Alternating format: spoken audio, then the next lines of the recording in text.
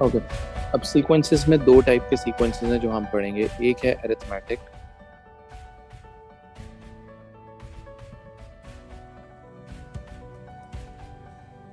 Arithmetic sequence. अब arithmetic sequence हम O levels में भी डील करते थे।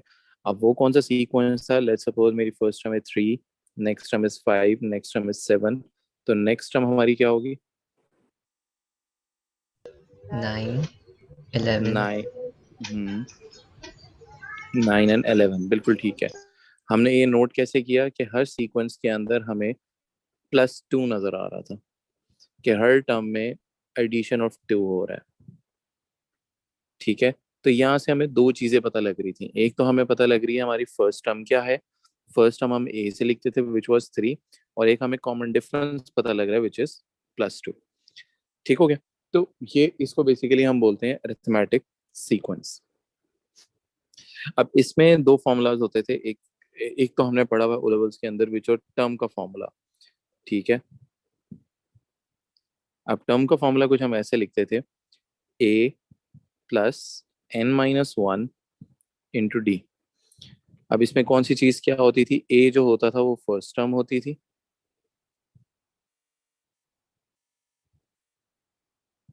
और डी जो होता था वो कॉमन डिफरेंस होता था।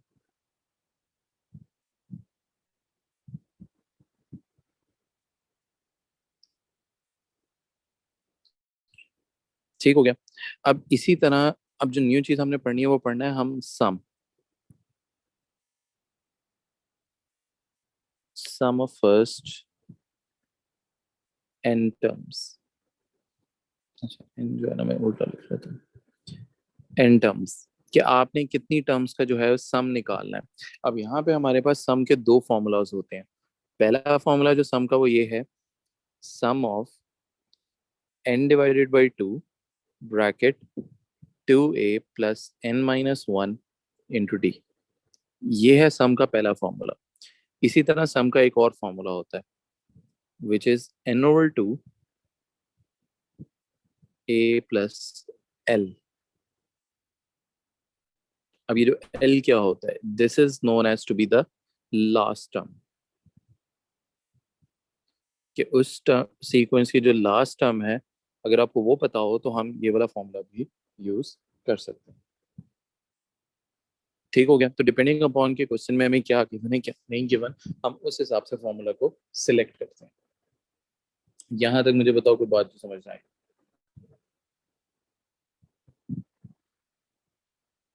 हाँ,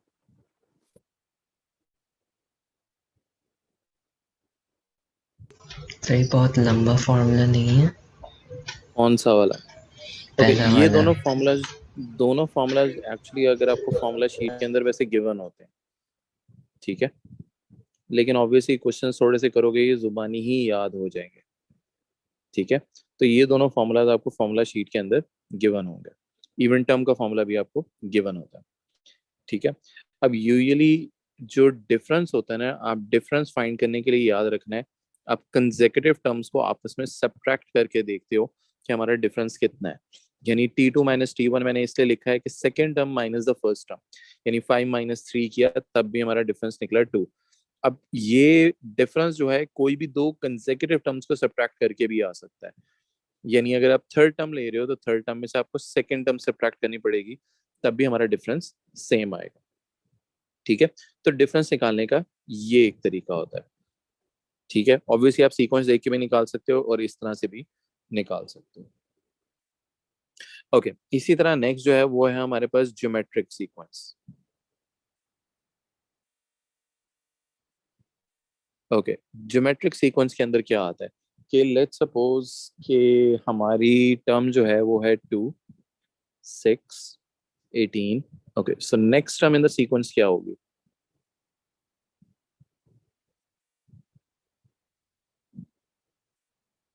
क्या पैटर्न नोट कर रहे हो?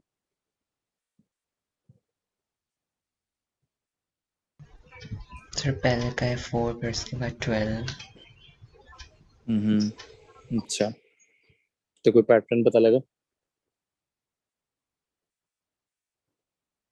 इसमें वो सेकंड डिफरेंस निकालनी होती है ना? नहीं, इसमें मैं बताता हूँ। ज्योमेट्रिक सीक्वेंस में होता है कि कोई नंबर मल्टीप्लाई या डिवाइड हो रहा होता है।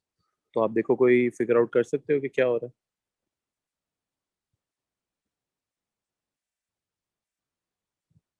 times 3. है? गुड, बिल्कुल ठीक कह रहे हो कि इट इज एक्चुअली टाइम्स 3। ये भी टाइम्स 3 है, ये भी टाइम्स 3 है, सो नेक्स्ट टर्म भी टाइम्स 3 होगी। तो which would give you an answer of 54, and times 3 would give you the next term. ठीक है, तो यहाँ पे ये बेसिकली मल्टीपल ऑफ 3 हो रहा है। तो जहां पे मल्टीप्लाई हो रहा हो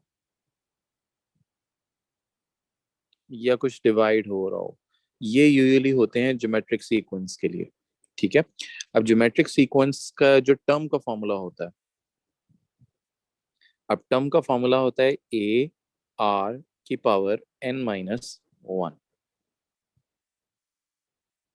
ठीक हो गया। ओके, अब इसमें आर क्या होता है? आर जो होता है that is known as to be a common ratio. जैसे ईपी में, ईपी के अंदर हम कहते थे कॉमन डिफरेंस, यहाँ पे हम कहेंगे कॉमन रेशियो। अब कॉमन रेशियो का फॉर्मूला क्या होता है? इसमें हम दो कंसेक्यूटिव टर्म्स को आपस में डिवाइड करते हैं। ठीक है, तो अगर आप डिवाइड करोगे you would get the common ratio. तो आर निकालने का सबसे पहला ये तरीका होगा। ठीक हो गया, ये है हमारे टर्म का फॉर्मूला।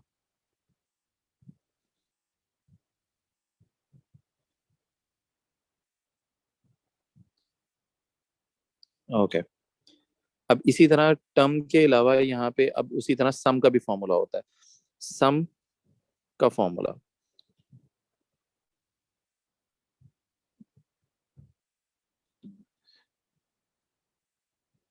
ओके, सम का यहाँ पे एक ही फॉर्मूला होता है, वो होता है A1 - R⁻n divided by 1 - R। ये होता है हमारे पास सम का फॉर्मूला।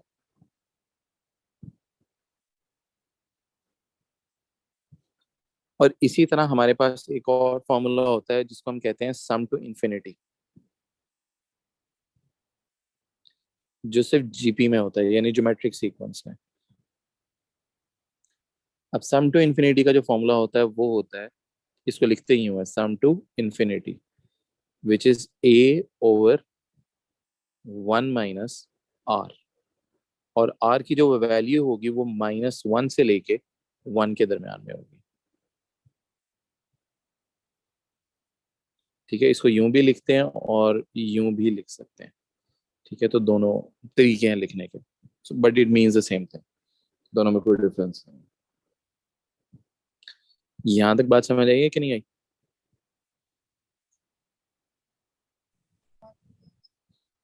हाँ, सॉरी, क्या कह रहे समझ आ गई। हो? ओके, हाँ अनस, आपको सर ये इन्फिनिटी वाला नहीं आया। कौन सा वाला नहीं आया? इन्फिनिटी का इन्फिनिटी वाला। फॉर्मूला है, यानी वो क्वेश्चन में आपको क्लियरली कहेगा find the sum to infinity. तो सम टू इन्फिनिटी का फॉर्मूला क्या होगा? A/1 - R। तो आपको क्या दो चीजें चाहिए? You need the first term and you need the common ratio. तो जैसे ये ऊपर अगर सीक्वेंस या कोई भी सीक्वेंस चल रहा है तो उसका आप सम टू इन्फिनिटी फाइंड कर सकते हो थ्रू दिस फॉर्मूला। ठीक है, ये फॉर्मूला है। जो जो चीजें दी होंगी ए और आर की वैल्यूज निकाल के वो हम यहाँ पे प्लग इन करेंगे, बस इतना सा करना है। ठीक है, ठीक है, ठीक है। जिस तरह क्वाड्रेटिक फॉर्मूला होता है ना, आप उसको याद कर लेते हो और उसमें फिर एबीसी की वैल्यू आप देख लेते हो कि जो एक्स स्क्वायर के साथ वो ए, जो एक्स के साथ वो बी, एंड सो ऑन। तो और वो वैल्यूज प्लग करके सॉल्व करते रहते हो। ये भी सेम ही है, सारे फॉर्मूला सेम है कि आपने इंडिविजुअली सब वैल्यूज को फिगर आउट करना है, यानी ए देखना है, आर देखना है, एन देखना है, ये जो भी चीज निकालनी होगी वो सारी चीजें देखनी है, वो निकालनी है। और फिर उसने लिखा होगा क्वेश्चन में फाइंड सम टू इन्फिनिटी है सम ऑफ 10 टर्म्स, ये जो भी लिखा होगा वो हम उसी फॉर्मूला में प्लग इन करके वैल्यू फाइंड आउट कर लेंगे। देखो यहाँ तक। ठीक है सर। ओके, अच्छा, इसमें सम टू इन्फिनिटी में आर एक तो ये होता है कि हम देख लेते हैं कि मल्टीप्लाई हो रहा है या डिवाइड हो रहा है। एक होता है परसेंटेज के अंदर भी, वो कभी कभी परसेंटेज भी दे देता है कि it is increasing at a rate of 5%। ठीक है, तो यहाँ नोट बना के मैं लिख देता हूँ कि होगा क्या। अब नोट में ये है कि in cases of percentage,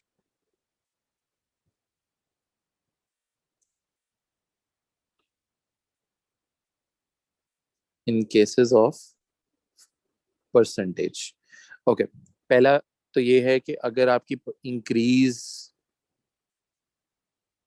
bye p%, तो एक्चुअली r की जो फिर वैल्यू होती है वो होती है 1 + p/100। और अगर आएगा डिक्रीज बाय p%, तो वो आज सिंपली आ जाएगा 1 - p/100। तो अगर मैं एग्जांपल दूं कि वो उसने मुझे कहा कि 5% इंक्रीज हो रही है, तो उसका सिंपली होगा 1 + 5/100, विच विल गिव यू 1.05। ये है मेरी आर की वैल्यू। समझाया? तो अगर परसेंटेज के अंदर होगा तो हम आर की वैल्यू इस तरह से निकाल लेते हैं। चलो, ओके। अब यहाँ पे होता है टर्म। अच्छा, अब ना थोड़ा सा एक कर लेते हैं।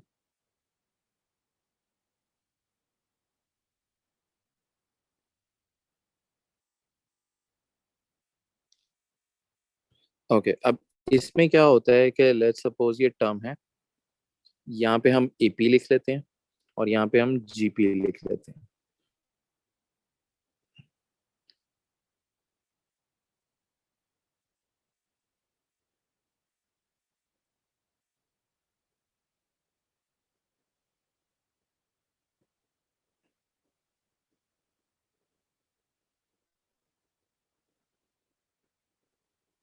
ओके, लेट्स सपोज ये है मेरी फर्स्ट टर्म,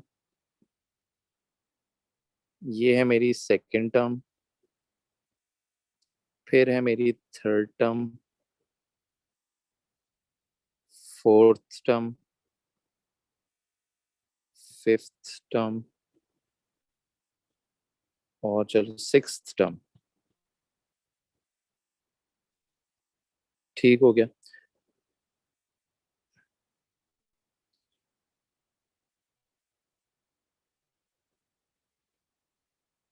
ओके,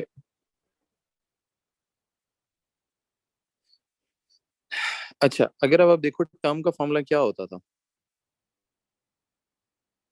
एपी के अंदर, अगर देखा जाए तो फॉर्मूला होता था a + n - 1 × d, और जीपी में होता था ar⁻n - 1। अगर अब आप खुद देखो यहाँ पे अब इमेज यहाँ पे तो मुझे पता है कि यहाँ पे भी ए होगा और जीपी में भी फर्स्ट टर्म हमारी ए होगी। सेकंड टर्म पे आते हैं। अब खुद देखो सेकंड टर्म में एन की जगह 2 डालो तो एक्सप्रेशन हमारा क्या बनेगा? ये वाला हमारा जनरल फॉर्मूला है। जो भी टर्म नंबर है उसको एन की जगह प्लग इन करो। जैसे यहाँ पे टर्म नंबर 2 है तो हमारा फॉर्मूला क्या बन जाएगा? एन की जगह 2 डालोगे तो a+d गुड, a+d। और इसी तरह 3 डालोगे तो a+2d good, a+2d, a+3d, a+4d और a+5d। अगर आप देखो जो भी टर्म नंबर है उससे एक कम आ रहा है हमारे पास डी के साथ, क्योंकि वो n-1 की वजह से आ रहा है। ठीक है, तो एक चीज तो ये है। तो ये अगर आपको जुबानी आना शुरू हो जाए ना, तो ये जहां पे भी वो टर्म की बात करेगा ना, तो हमने पहले उसका इसी तरह से फॉर्मूला लगा के उसको सॉल्व करना है। इसी तरह जब जीपी में लिखते हैं तो वहां पे भी कुछ इसी तरह से होगा। अब मुझे बताओ सेकंड टर्म क्या होगी? एन की जगह 1 पुट करो तो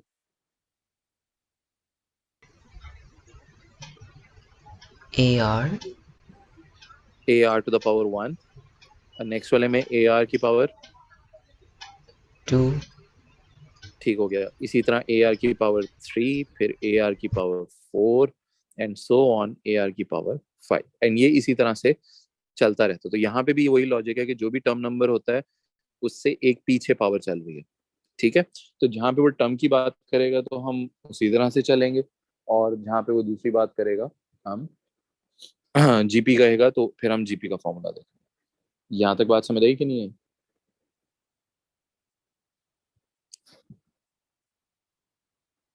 जी हाँ, सर। कोई कंफ्यूजन? ओके, अब जरा हम ये सारी चीजें हैं जो हमने एपी और जीपी के अंदर पढ़नी है। अब इनको जरा हम अप्लाई करके देखते हैं, जैसे हमारे पास कोई भी क्वेश्चन आएगा और उसमें हम लगा के देखेंगे कि भाई ये क्वेश्चन हमने करना कैसे है। ओके, तो let's take the first example. मैं ये कहता हूँ कि इन अ ज्योमेट्रिक प्रोग्रेशन, तो मैं उसके लिए जीपी लिख देता हूँ। In a geometric progression T2 is equals to 162 and term number 5 is 48.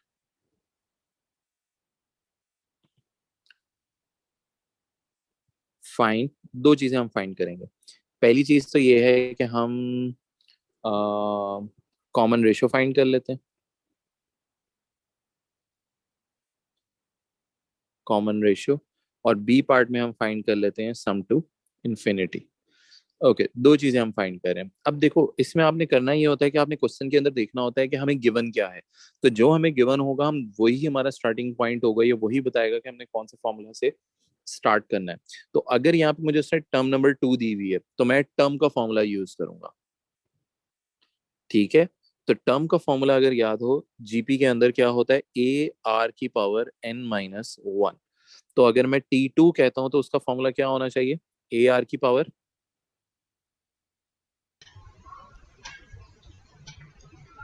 to the A power R की 1. पावर की, बिल्कुल ठीक है। और इसी तरह T5 के लिए क्या होगा, ए आर की पावर 4. Four. बिल्कुल ठीक है। पावर से टर्म से एक कम होता है। ठीक है, अब जो जो मुझे पता है मैं वो सब्स्टिट्यूट करना शुरू करता हूँ। जैसे मुझे टर्म नंबर 2 पता है, that is 162 is equals to A r, और term number 5 is 48 is equal to A r power 4।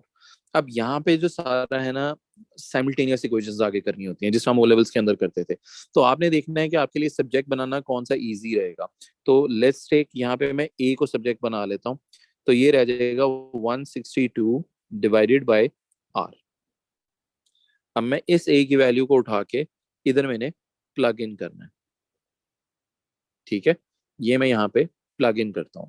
जब मैं यहाँ पे प्लग इन करता हूँ तो ये मेरे पास बनेगा 48 is equals to 162 over R into R power 4। अब इसको हम थोड़ा सा सिंप्लीफाई कर लेते हैं। ये आर आर पावर 4 से सिंप्लीफाई हुआ तो यहाँ रह गया क्यूब, तो ये आ जाएगा 48 is equal to 160 R cube. 48 divided by 162 कितना आ जाता है, 8/27. सॉरी कितना आता है, 8/27. 8/27। ठीक हो गया, 8/27। और अब आप इनका क्यूब रूट लेते हो तो आर की वैल्यू हमारे पास आ जाएगी 2/3। यहाँ से हमारे पास आर की वैल्यू होगी, और जो पहले पार्ट में हमने यही फाइंड आउट करना था कि हमारी कॉमन रेशियो आर कितनी है। ठीक है, तो याद रखना ये simultaneous you would have to deal a lot. ठीक है, ओके। इसी तरह बी पार्ट के ऊपर आ जाते हैं। अब बी पार्ट में उसने कहा था you have to find sum to infinity. अब सम टू इन्फिनिटी का फॉर्मूला होता है ए ओवर 1 माइनस आर। तो अगर आप देखो you have the r but a जो है दैट इज मिसिंग, तो आप क्या करोगे, ये ऊपर ही हम क्या करते हैं, इस वाली इक्वेशन को पकड़ लेते हैं और यहाँ पे क्या करते हैं कि a is equal to 162 over r था, तो आर की जगह आर की वैल्यू सब्स्टिट्यूट करो और देखो ए की वैल्यू क्या निकल के आती है।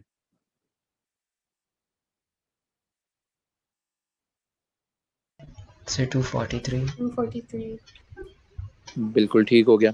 अब हम सम टू इन्फिनिटी फाइंड आउट कर सकते हैं कि a was 243 divided by 1 minus 2/3।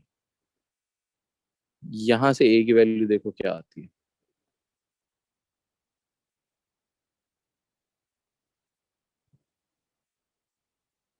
729. 729। बिल्कुल ठीक है, इसको आप नोट डाउन कर लो, देख लो।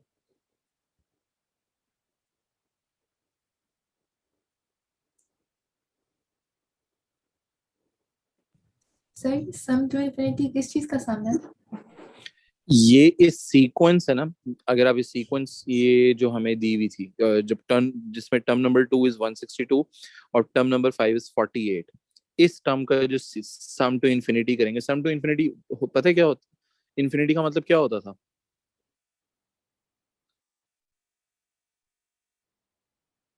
हाँ, Infinity is a number. Infinity is a number. Infinity is not a number. हाँ, तो मतलब होता क्या है infinity? When you go at a very very high point, यानी काफी आगे आप चले जाते हो। तो लेट्स सपोज ये मेरी टर्म 162 थी, then there was oh sorry, term number 2 थी, मैंने टर्म नंबर 1 पे लिख दिया। ओके, 162 थी, टर्म नंबर 5 वाज 48, और पहली थी 243 एंड सो ऑन। अब मुझे बताओ ये वैल्यूज बड़ी होती जा रही हैं कि छोटी होती जा रही हैं? छोटी। छोटी होती जा रही हैं।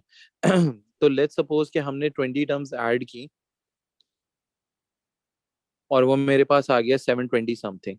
अगर आप देखो कि आहिस्ता आहिस्ता यहाँ पे जो वैल्यू है वो एक पॉइंट आएगा कि वो फ्रैक्शंस में आना शुरू हो जाएगी। बात समझ आ रही है?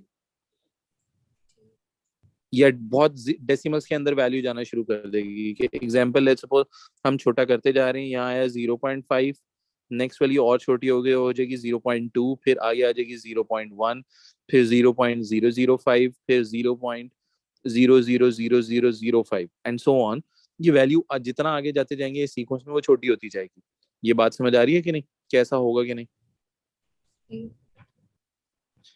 मुझे खुद बताओ, एक पॉइंट ऐसा आएगा जिसके बाद वैल्यू के अंदर चेंज, या यानी हम उसमें अगली नेक्स्ट वैल्यू ऐड करेंगे, जैसे 0.0000005 ऐड करते हैं, तो वो चेंज बहुत माइन्यूट सा होगा, वो कोई इम्पैक्ट नहीं लेके आ रहा होगा वैल्यू के ऊपर। ऐसा ही है? जी। बात समझ आ रही है? और उससे नेक्स्ट वैल्यू करोगे वो उससे भी छोटी होगी, तो वो तो और इम्पैक्ट नहीं लाएगा एंड सो ऑन। जैसे जैसे हम आगे जाते जाते हैं तो वो इम्पैक्ट बिल्कुल नेग्लिजिबल हो जाता है, जैसे नॉन एग्जिस्टेंस है, वो वैल्यू एक पॉइंट पे आके स्टक हो जाती है। ठीक है?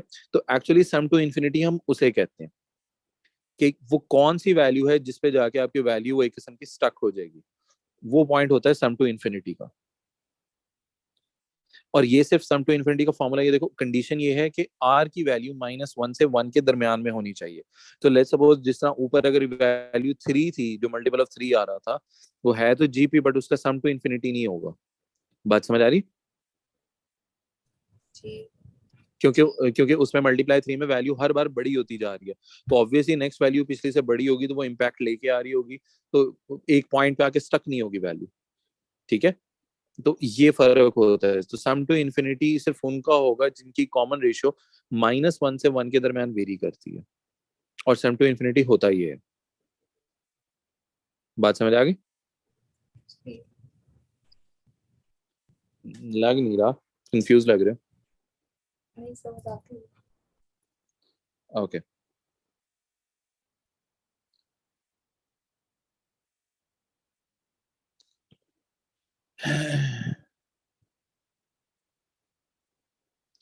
ओके, एक डेट है 3726 का जो रीपे किया जाएगा अर्थमेटिक प्रोग्रेशन के थ्रू। ठीक है? आपकी जो फर्स्ट टर्म है दैट इज 60, यानी आपकी फर्स्ट पेमेंट जो है वो $60 की है, और डेप्ट जो रीपेड हुआ है दैट इज इन 48 वीक्स, यानी 48 वीक्स के अंदर आपने पूरी पेमेंट कर दी है। मैं आपसे कहता हूँ find the third payment.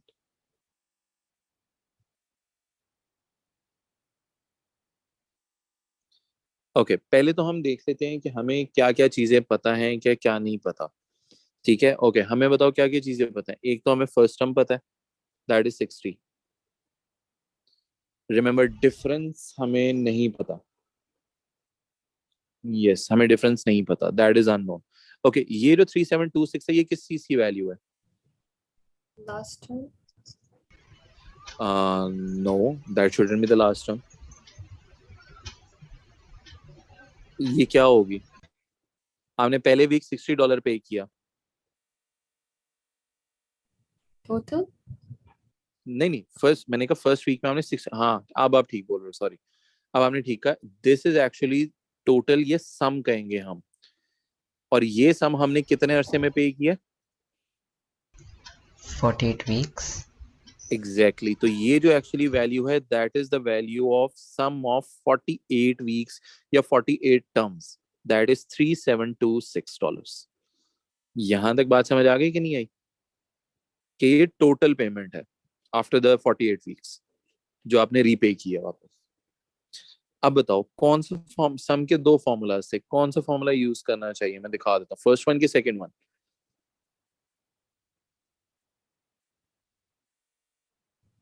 I think do we first have the one. Last term? No, first no one last बिल्कुल term. ठीक है। लास्ट टर्म है ही नहीं ना, उससे रिलेटेड अभी हमें कुछ पता है, तो इट्स बेटर कि हम सम के फर्स्ट फॉर्मूला पे चले जाएं which was this one.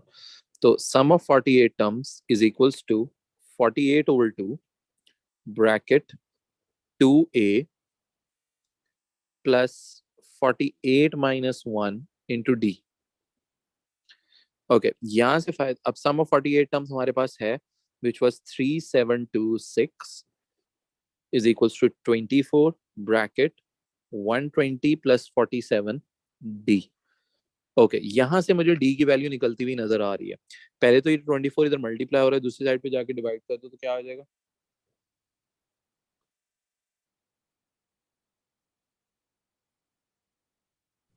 $155.25. 155.25 is equals to 120 plus 47d।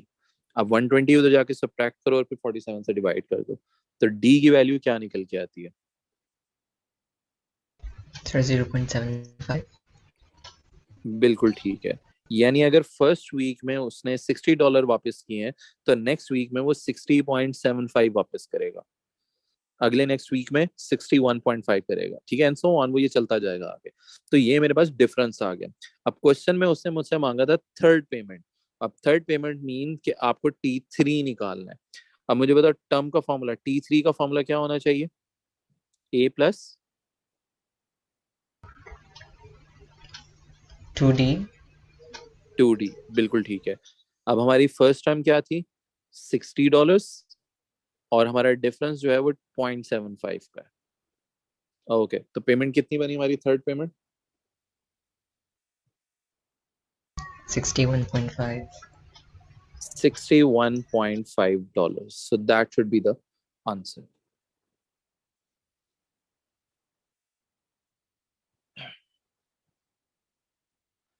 Okay देख लो इसे एक बार, कोई बात नहीं समझ आई तो पूछ लो।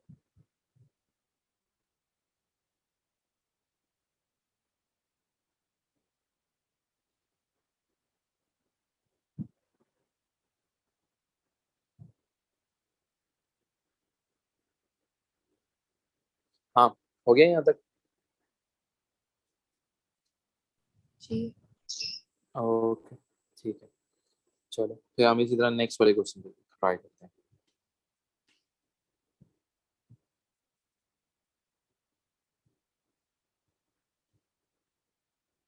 ओके मैं अब मैं कहता हूँ कि फाइंड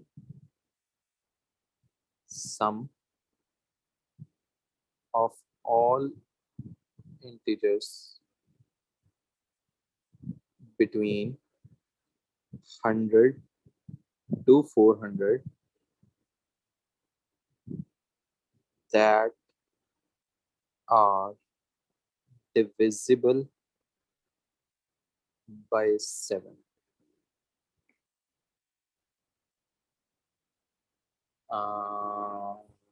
हाँ ये है हमारे पास।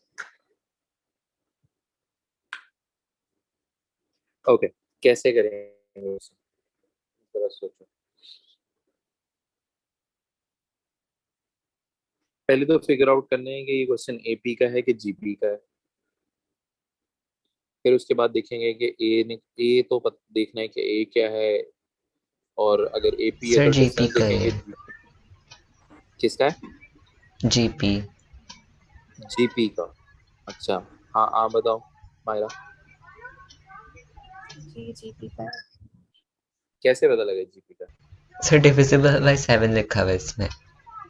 उसने कहा कि वो नंबर्स का सीक्वेंस है विच आर डिविजिबल बाय 7, तो पहला नंबर कौन सा होगा? 7? नहीं 7 क्यों होगा?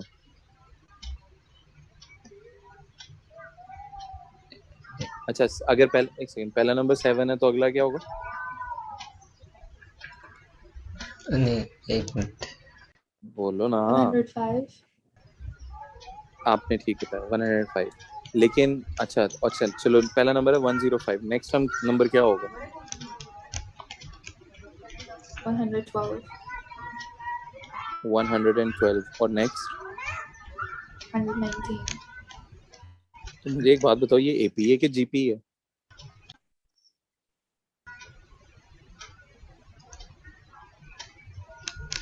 ये भी लग रहा है. AP। एपी ही है। देखो, अगर आप 7 का टेबल भी पढ़ते हो, 7 1 7, 7 2 14, आप देखो 7 इज द कांस्टेंट के हर नंबर के अंदर वो 7 ऐड होता जा रहा है। अगर आप टेबल भी पढ़ते हो, वो जो हमने ऊपर देखा था मल्टीपल ऑफ 2, वो ये हो रहा था कि जो भी फर्स्ट नंबर था वो 7 से अगर मल्टीप्लाई हो रहा होता तब हम कहते कि वो जीपी है। बात समझ आई कि नहीं आई? अच्छा, तो लास्ट टर्म कौन सी होगी सीक्वेंस में?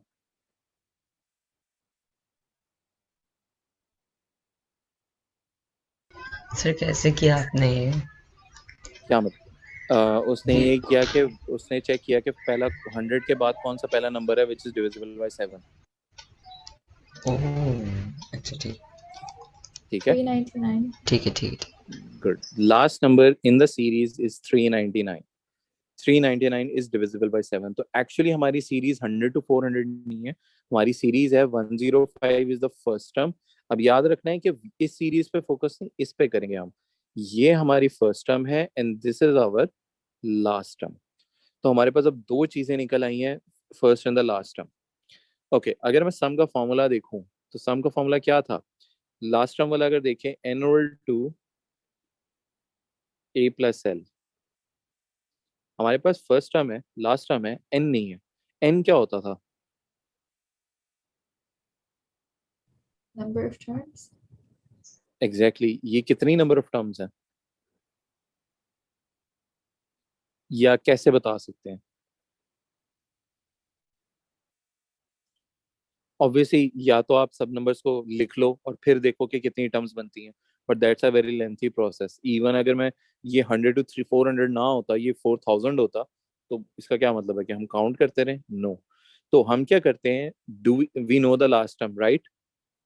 तो टर्म का फॉर्मूला लगाते हैं, जो कि ये था a plus n minus one into d. ये है हमारे टर्म का फॉर्मूला।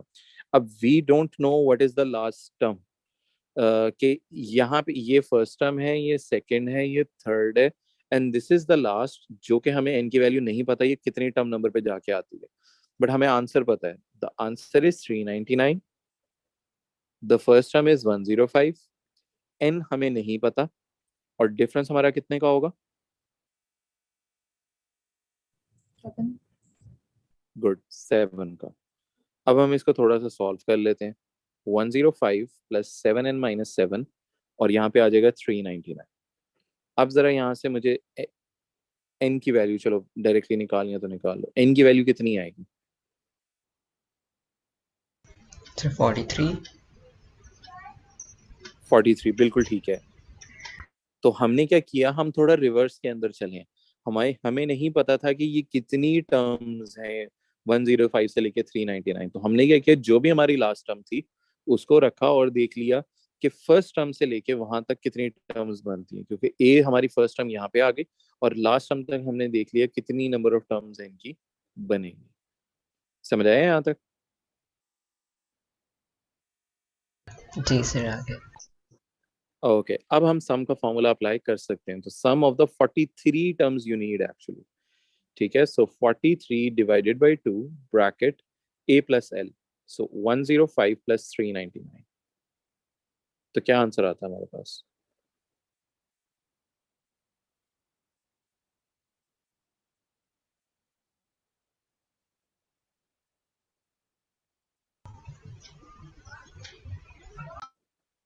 हाँ, क्या आता 10,836. है?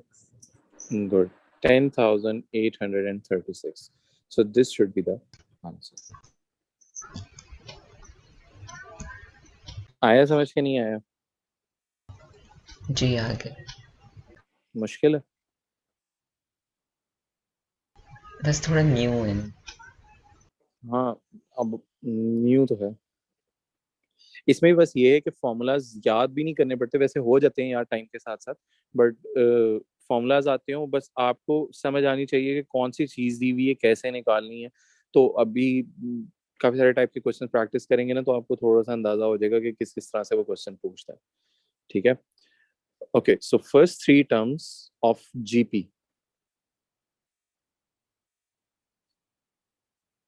Are 144, x and 64. फाइन, दो चीजें फाइंड करनी है। एक आपने x की वैल्यू फाइंड आउट करनी है, और b में हम सम टू इन्फिनिटी फाइंड कर लेते हैं। ओके, कैसे स्टार्ट लेंगे जरा बताओ।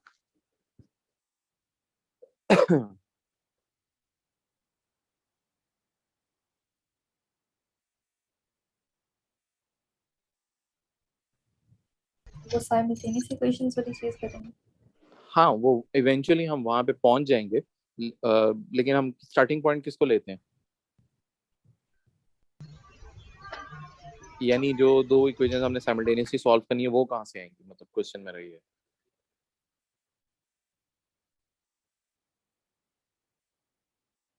मैंने क्या कहा था, क्वेश्चन में हम क्या देखते हैं कि हमें क्या गिवन है, तो हमें गिवन क्या है?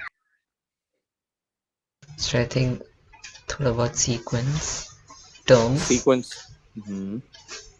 सीक्वेंस गिवन है, तो किस चीज का फॉर्मूला लगेगा? टर्म का लगेगा, सम का लगेगा, इंफिनिटी का लगेगा, किसका लगेगा? दो तीन तो फॉर्मूलाज हैं, और तो है भी नहीं कोई। हाँ हाँ हाँ, क्या हुआ? 144 क्या सम है कि टर्म है, पहले ये बताओ। टर्म। टर्म है। एक्स क्या है, टर्म है कि सम है? टर्म। एग्जैक्टली ये दीज आर टर्म्स, क्या हमारी पहली term, second term, third term, ये उसने हमें दी हुई है यहाँ पे। तो स्टार्टिंग भी हमारी ये होनी चाहिए, ठीक है। तो ए की वैल्यू तो 144 हो गई, which is our known as the first term. Okay, T2 का फॉर्मूला क्या होता है और T3 का क्या होता है?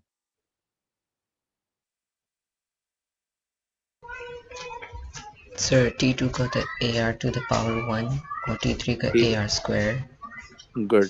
अब हमें जो जो पता है, हम वैल्यूज हम उसको एक एक करके सब्स्टिट्यूट कर लेते हैं। जैसे term two is X, A is 144 into R. और इसी तरह यहाँ पे थर्ड टर्म को देखते हैं, तो 64 is equals to 144 R square. ठीक हो गया। अब खुद देखो, आर कहाँ से निकालना है इजी, सेकेंड टर्म से कि थर्ड टर्म से? सेकंड से। सेकंड से। थर्ड थर्ड से। थर्ड से। ठीक है, निकालो आर की वैल्यू। It's 2/3। ठीक हो गया, आर की वैल्यू आ जाएगी 2/3। इस वैल्यू को यूज करो और इसको उठा के इस आर की जगह जाके सब्स्टिट्यूट कर दो, तो आपके पास एक्स की वैल्यू भी निकल आएगी। तो 144 टाइम्स 2/3, क्या आता है आंसर? 96। 96। कितना मुश्किल था ये? बहुत। बहुत ही, जी जी। ओके, सम टू इन्फिनिटी निकालना है। अब सम टू इन्फिनिटी के लिए भी उसका अगर फॉर्मूला देखें बी पार्ट में, सम टू इन्फिनिटी का formula is a over 1 - r. Okay, a हमारा कितना है? 144, और आर इज 2/3। तो दिस इज क्वाइट सिंपल। इसी तरह कैलकुलेटर में लिखो, so you would get the answer.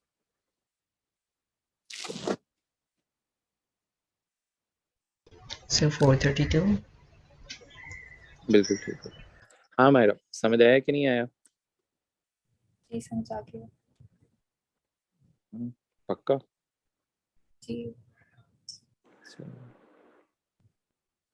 Okay, example number 5 एक ट्राई करते हैं। ओके, मैं कहता हूँ कि हमारे पास जीपी की सीरीज है। इसमें मैं कहता हूँ कि हमारी first term is 12 and the fourth term is -3/2।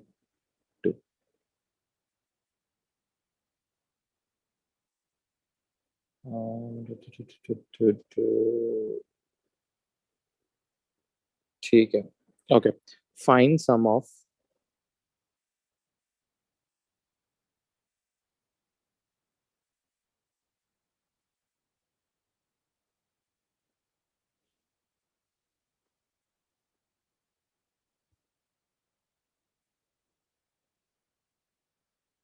First 20 terms, एक ये करना है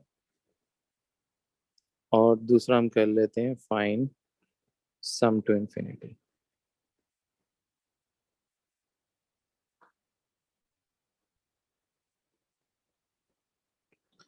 ओके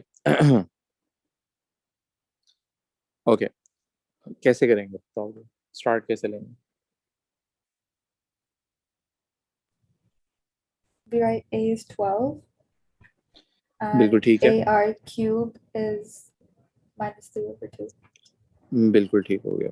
तो स्टार्टिंग हम यहीं से लेंगे कि term number 4 is equals to A R cube, so -3/2 is equals to 12 into R cube. Okay, R की वैल्यू निकालो, देखो क्या आता है।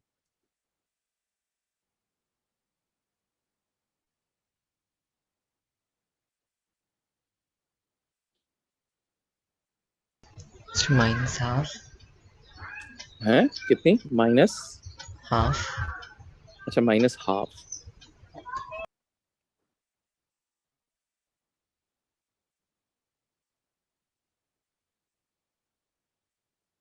ओके, तो ये हमारे पास आर आ गया। Now you have to find the sum of the 20 terms.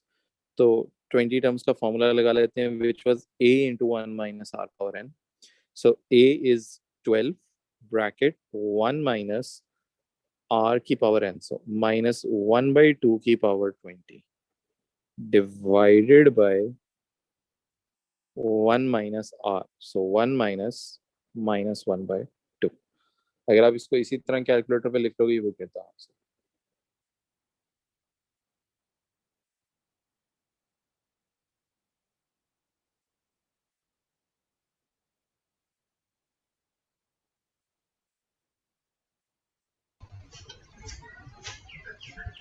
So 0.66. 0.66 ये फाइनल आंसर है? Oh, sorry, I'm sir. getting 7.9. हाँ बिल्कुल 8 के पास सम टू इन्फिनिटी आएगा। सॉरी कितना? 7 9. बिल्कुल ठीक हो गया, तो 7.9। ओके, इसी तरह सम टू इन्फिनिटी निकालो।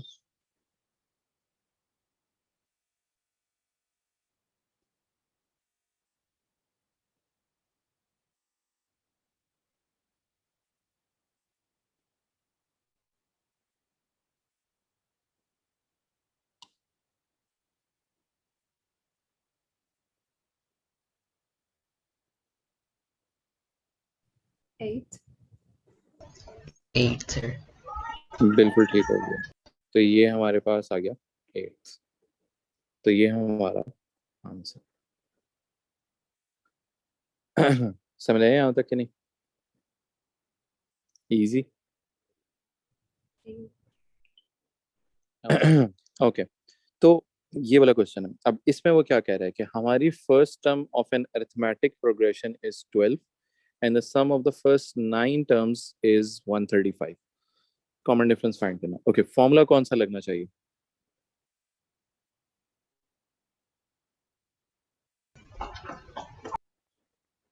कौन सा लगना चाहिए?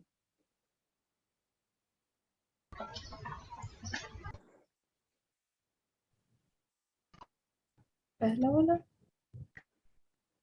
पहला वाला, 2a वाला। जी. ठीक है, so sum of the first 9 terms is equals to n over 2 means 9 over 2 bracket 2a plus n minus 1 means 9 minus 1 into d, which is unknown. अब sum of 9 term is 135, तो 135 is equals to 4.5 bracket 24 plus 8d। तो यहाँ से मुझे बताएं d की value क्या निकल के आती है?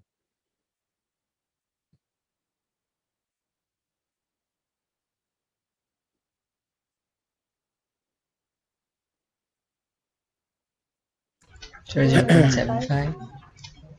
0.75। ठीक हो गया। अब हम बी पार्ट पे चलते हैं। यहाँ पे मैं दोबारा से नीचे ना बी पार्ट ले आता हूँ। ओके, बी पार्ट में अगर आप देखो तो यहाँ पे वो थोड़ा सा कुछ करता है चेंज।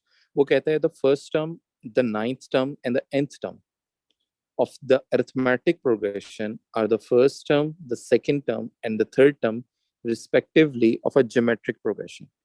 तो it means कि ये आपका AP और इस साइड पे है हमारा GP। ओके, वो यहाँ से कहता है कि term number 1, term number 9 and term number n are equal to the first, second and third। तो T1, T2 और T3 के इक्वल है। तो अगर मैं इनके फॉर्मूलाज लिखना शुरू करूं तो ये A है, ये A+8D होगा और ये होगा A+n-1 × D। अब जीपी की साइड पे जब जाते हैं तो फर्स्ट टर्म तो उसने कहा A, second term should be AR², third term should be AR3। यहां तक बात समझ आ गई कि नहीं आई? जी सेकंड टर्म AR² होगी। ओ AR⁻1 होनी चाहिए, मैंने क्या लिखा, उल्टा लिख दिया। ओके, ये होनी चाहिए थी AR⁻1 और ये होनी चाहिए थी AR²। ठीक है, अब याद रखना ये दोनों कोरस्पॉन्डिंग जो है वो एक दूसरे के इक्वल हैं। तो अगर आप देखो तो A की वैल्यू तो हमें पता है, फर्स्ट टर्म की वैल्यू वाज 12। ठीक है, तो A इज इक्वल टू 12 और इधर भी आ जाएगा 12। ये बन जाएगा 12+8D और ये बन जाएगा 12R। ये बनेगा 12R²। यहां तक बात समझ आ गई कि नहीं आ गई? जी सर, आ गए। ओके, अब हमें क्या करना चाहिए? अच्छा, डी की वैल्यू भी शायद हमारे पास है। अब n ढूंढना चाहिए। हम्म, n ढूंढना चाहिए ना। हाँ एंड ढूंढना है ना। हम्म, ओके, तो हम क्या करते हैं, हम यहाँ से स्टार्ट कर लेते हैं ऊपर से, जो ये वाला है हमारा। So 12+8D is equals to 12R। D की वैल्यू कितनी निकाली थी हमने? 0.75। जी ओके, जरा इसको सॉल्व करो और देखो क्या वैल्यू निकल के आती है।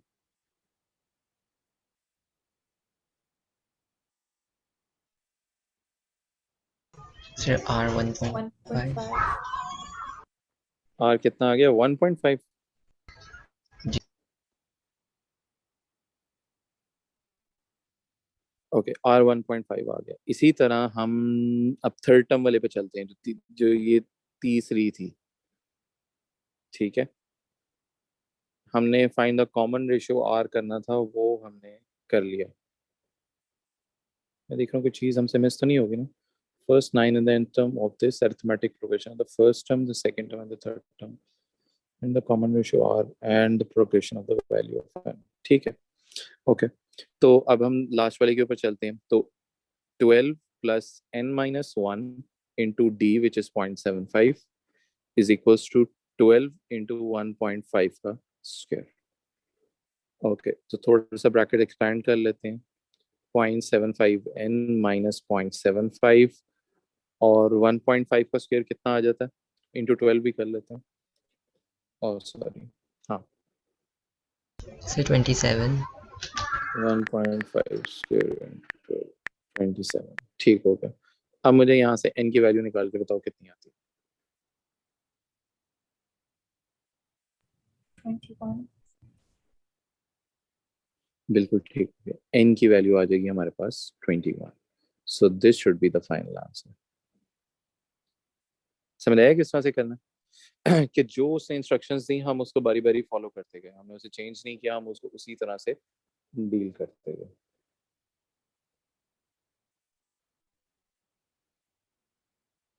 हाँ अनस, आप बताओ। जी सर, आ गए। ठीक हो गया, ओके। अब जरा नेक्स्ट एक क्वेश्चन देखते हैं।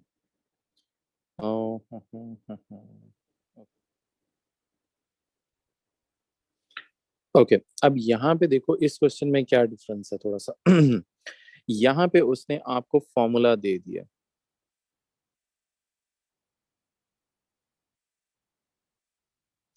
अब फॉर्मूला क्या दिया उसने आपको, सम का फॉर्मूला दिया हुआ है कि भाई हमारा जो सम है that is n square plus 8n, ये एक उसने सम का फॉर्मूला दे दिया। अब आप खुद सोचो, अब जब मैं कहता हूँ sum of first term, okay मैं कुछ ऐसा करता हूँ, मैं यहाँ पे एक लाइन बना लेता हूँ। ओके ये लेट्स सपोज हमारी फर्स्ट टर्म है, ये हमारी सेकंड टर्म है, ये थर्ड टर्म है, फोर्थ फिफ्थ एग्जांपल दे रहा हूँ, चलो ये हो गया। Okay sum of first term, sum of first term के लिए हम क्या करेंगे कि हम n की जगह 1 सब्स्टिट्यूट करते हैं और आंसर निकाल लेते हैं। तो ये हमारा आंसर क्या आ गया? 9 9 9। ठीक है तो इसको मैं यहाँ 9 लिख लेता हूँ। इसी तरह मैं जब आपसे कहता हूँ सम ऑफ टू टर्म्स निकालो, so this should be 2 square plus 8 into 2, क्या आंसर आता है? 20 20। अब देखो हो क्या रहा है कि जब मैंने कहा सम ऑफ फर्स्ट टर्म, इसका मतलब है मैंने यहाँ पे एक टर्म का सम निकाला है विच इज 9। तो जब मैंने एक टर्म का सम निकाला है 9, तो इसका मतलब है कि ऑटोमेटिकली मेरी फर्स्ट टर्म ही 9 होनी चाहिए। यहाँ तक बात समझ आई? जी। और जब मैं कहता हूँ sum of the first two terms, तो ये पहली दो टर्म्स का सम निकला है विच इज 20। तो मुझे बताओ सेकेंड टर्म क्या होनी चाहिए? पहली टर्म 9 है तो नेक्स्ट टर्म क्या होगी? हाँ सॉरी क्या बोल रहे थे मेरा? 11 बिल्कुल ठीक है, तो ये आनी चाहिए 11, ताकि दोनों को ऐड करें तो हमारे पास सम जो है वो 20 आए। अब क्वेश्चन में उसने पूछा था फाइंड द कॉमन डिफरेंस, तो हमारा डिफरेंस कितना होगा? 2 good, 11 minus 9 which would give you 2। तो ये क्वेश्चन ऐसे करना था, समझ आया? जिधर उसने फॉर्मूला दिया हुआ तो किस तरह से करना है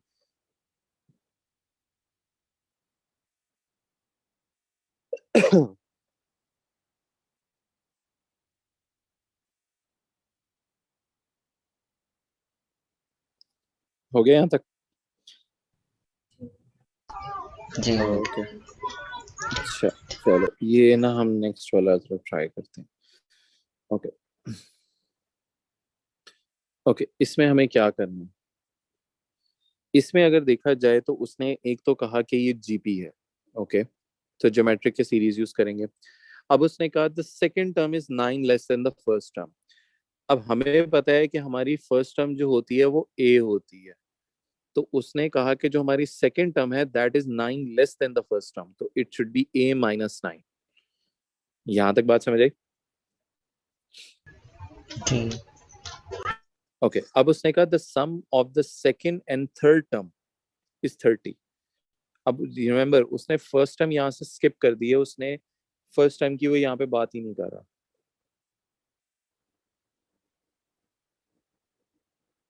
ओके सॉरी हाँ अब देखो, हाँ तो उसने कहा sum of the second and the third term is 30 given that the all term of the progression are positive, find the first term. हमने ए की वैल्यू फाइंड आउट करनी है। ओके अच्छा इसको करने से पहले हमें पता है हमारी फर्स्ट टर्म ए होती है, और T2 का वैसे फॉर्मूला क्या होता है? AR बिल्कुल ठीक हो गया, ए आर ठीक हो गया। और क्या मैं ये लिख सकते हैं कि so T2 plus T3 equals 30 वो तो चलो कर लेते हैं कि term 2 plus term 3 is equals to 30। Problem ये है कि अभी हमें ए और ए आर को हमें डील करना है। ओके क्या मैं ये लिख सकता हूँ कि मैं, उसने जब कहा कि the second term is less than less 9 less than the first term, तो इसका ये मतलब हो सकता है कि अगर मैं फर्स्ट टर्म में से सेकेंड टर्म सब्ट्रैक्ट करूं that should be equal to 9।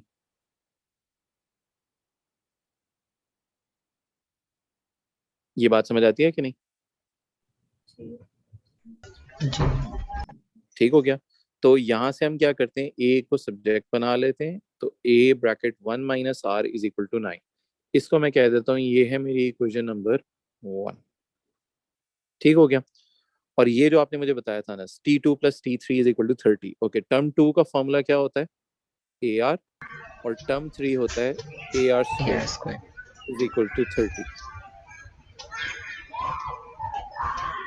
So, यहाँ तक ठीक हो गया?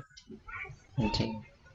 ओके, अब यहाँ पे हम किसी को भी सब्जेक्ट बना के हम उसको कर सकते हैं। यहाँ पे मैं अगर AR को सब्जेक्ट बना लूँ और कॉमन निकाल लूँ तो ये रह जाएगा 1 + R = 30। एग्रीड? और यहाँ से अगर मैं Yes. A को सब्जेक्ट बना के रखता तो 9/(9/1 - R). अब मैं यहाँ पे क्या करता हूँ, मैं A की सब्स्टिट्यूशन दे देता हूँ। अब A की सब्स्टिट्यूशन है 9 / 1 - R into R (1 + R) = 30। तो ये बन जाएगा 9R into 1 + R over 1 - R = 30।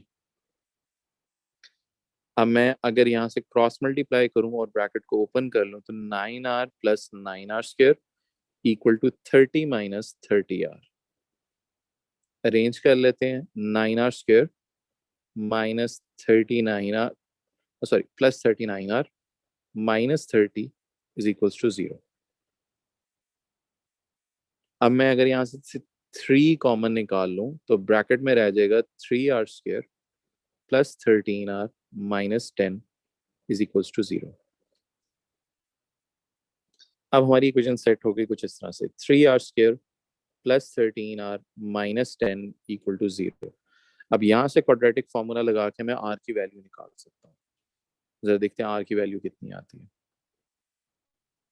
Okay, R देखते हैं। तो A की वैल्यू 3, B की वैल्यू 13, C की वैल्यू -10। एक R की वैल्यू आ रही है -5 और एक आ रही है हमारी 2/3। ओके, क्वेश्चन में कुछ लिखा था R की वैल्यू के बारे में, गिवन दैट। ओके, हाँ, क्या हुआ, कुछ बोलने लगे थे?